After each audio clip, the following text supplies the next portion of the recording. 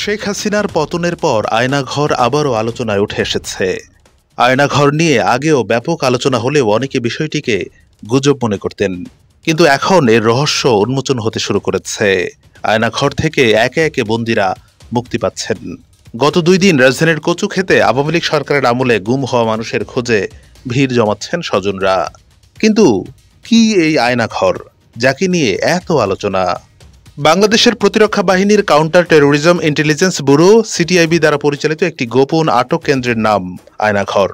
ধারণা করা হয় এখানে কমপক্ষে 16টি কক্ষ রয়েছে, যেখানে একসঙ্গে 30 বন্দী রাখার সক্ষমতা রয়েছে। আয়নাঘরটি বাংলাদেশের ঢাকা সেনানিবাস এলাকায় অবস্থিত বলে ধারণা করা হয়। সুইডেন ভিত্তিক স্বাধীন নিউজ পোর্টাল নেত্র নিউজের একটি অনুসন্ধানী হুইসেল ব্লোয়ার প্রতিবেদনে অভিযোগ করা হয়, বাংলাদেশের কর্মকর্তারা আয়নাঘরে বলপূর্বক গুমের শিকারদের আটক ও নির্যাতন করছে। সুইডেন ভিত্তিক নিউজ পোর্টালটি গোপন কারাগারের সম্ভাব্য অবস্থানও প্রকাশ করেছে, যেখানে বলপূর্বক গুমের শিকার ব্যক্তিদের বাংলাদেশে রাখা হয়েছে বলে ধারণা করা হয়।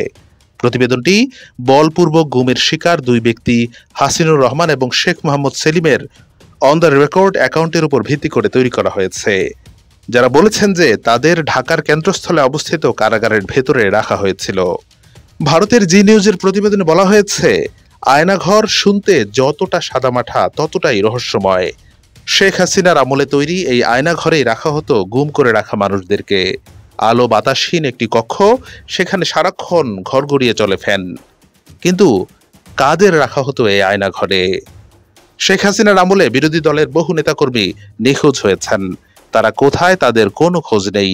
এমনকি সেনাবাহিনীর লোকজনও রয়েছেন এই তালিকায়। আয়নাঘর আসলে গোয়েন্দাদের একটি গোপন বন্দিশালা বা ডিটেনশন ক্যাম্প। আনন্দবাজারের প্রতিবেদনে বলা হয়েছে, আয়নাঘর হচ্ছে গুমখানা। হাসিনার শাসনকালে 2009 থেকে 2021 সালের সেপ্টেম্বর পর্যন্ত সেখানে মোট 605 জনকে গোপনে বন্দী করে রাখা হয়েছিল। 2009 থেকে 2017 সাল পর্যন্ত বাংলাদেশ সরকারের প্রত্যক্ষ বা পরোক্ষ মদদে নিখোঁজ হন 402 জন মানুষ। এই তথ্যটি প্রকাশ করে ঢাকা ভিত্তিক মানবাধিকার সংগঠন অধিকার। 2014 থেকে জুলাই 2019 সাল পর্যন্ত বাংলাদেশে 344 জন ব্যক্তি গুমের শিকার হয়। তাদের মধ্যে 40 জন ব্যক্তিকে মৃত অবস্থায় পাওয়া যায়, 66 জনকে সরকারি হেফাজতে গ্রেফতার অবস্থায় পাওয়া গেছে এবং আইন ও সালিশ কেন্দ্রের তথ্য মতে 203 জন এখনও গুম রয়েছেন। ধারণা করা হয় এসব মানুষদের গুম করে রাখা হয় আয়নাঘরে।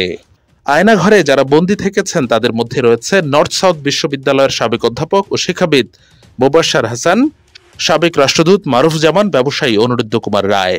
এছাড়াও আয়নাঘর থেকে সম্প্রতি ছাড়া পেয়েছেন বাংলাদেশি ব্যারিস্টার এবং জামাতে ইসলামীর প্রয়াত নেতা মীর কাশেম আলীর ছেলে মীর আহমদ বিন কাশেম, সাবেক সামরিক জেনারেল এবং জামাতে ইসলামীর সাবেক আমির অধ্যাপক গোলাম আজমের ছেলে আব্দুল্লাহিল আমান আজমি, পার্বত্য চট্টগ্রামের রাজনৈতিক সংগঠন ইউপিডিএফ এর মুখপাত্র মাইকেল চাকমা।